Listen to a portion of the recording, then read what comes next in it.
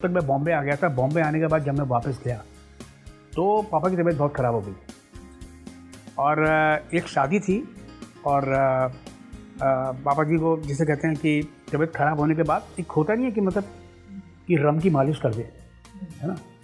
और मुझे उनकी सांसों की आवाज़ जो बदन में खड़खड़ाहट जैसे होती नहीं, तो वो बिल्कुल लग गया था मुझे कि उनका अंत समय था उस वक्त, और वो मेरी गोद पे ही उन्होंने दम तोड़ा। तो अपने आखिरी पलों में कुछ कहा आपके फादर साहब ने आपको? मेरे से तो कुछ नहीं कहा, लेकिन हाँ मम्मी को बुलाकर, जैसे होता नहीं कि मतलब कि मदर की तरफ देख करके यार ऐसे कहा कि मतलब उनकी तबीयत इतनी ख़राब थी कि मैं भाग दौड़ी में लगा हुआ था। अब वो छोटा शहर उस वक्त कि कहाँ से कौन डॉक्टर मिलेगा, लेकिन एक जो उन्हीं के आयुर्वेदिक दोस्त थे जो कि मतलब वेटरनरी कॉलेज में ही थे, लेकिन होते नहीं कि साइड में होम्योपैथिक वगैरह इस तरह की दवाइयाँ देते रहते थे और पहले होम्योपैथी पे बहुत विश्वास भी किया जाता था। तो वो उनका इलाज चल रहा था। तो मैंने कहा मैं अंकल के यहाँ जाऊँ, हो सकता है बेटा मैं सुबह 7 बजे तक हूँ, जब सवेरा होगा तब तू ट्राई कर लेना। हाँ अभी रात को कहाँ जाएगा, होल नाइट पूरे। और सवेरा होते होते मैं उनके पास गया भी था, उनको मैंने पापा को दवाई भी दी, उन्होंने ऐसे माथे से लगा के खाई, और बस उनके लास्ट वर्ड थे मम्मी से ही कि मतलब कि हाथ पाथ जोड़े कि मैं तेरे लिए ज़्यादा कुछ कर नहीं पाया, है ना, ऐसा था। और मेरे बाल बहुत लंबे थे उस वक्त, क्योंकि मैं नया बॉम्बे अप डाउन किया था मैंने। अच्छा। होता नहीं है, और लंबे वो 89 था। हाँ, और फिर उसके बाद फाइनली मैं 92 में गया, जब मेरी तबीयत ख़राब हो गई थी 89 के बाद।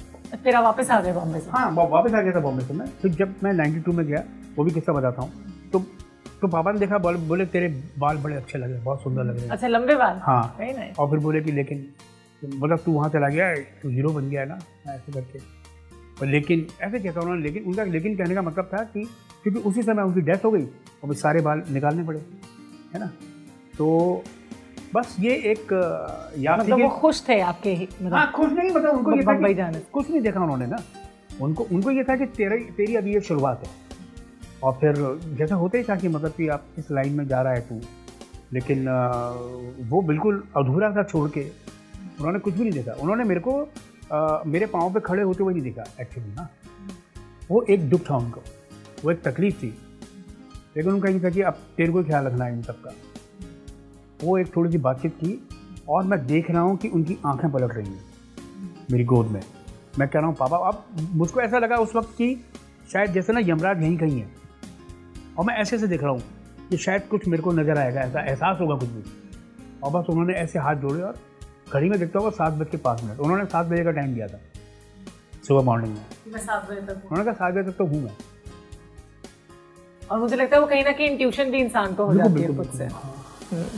और अपने पेरेंट्स को अपने आंखों के आगे जाता हुआ देखना है बहुत ही मुश्किल पल होता है। बहुत ही मुश्किल पल होता है वो, मतलब डेफिनेटली, क्योंकि मैं ये सोच के आया नहीं था कि उनकी तबीयत ख़राब है। मैं आया था अपने एक संदीपन के ही कज़िन की शादी थी, तो राजू की, हम उसकी शादी में आए थे। तो ये कुछ जीवन के हालात होते हैं, कुछ सिचुएशन ऐसी होती है जो आपको। तो फिर उसके बाद मैं अचानक घर में सबसे बड़ा हो गया।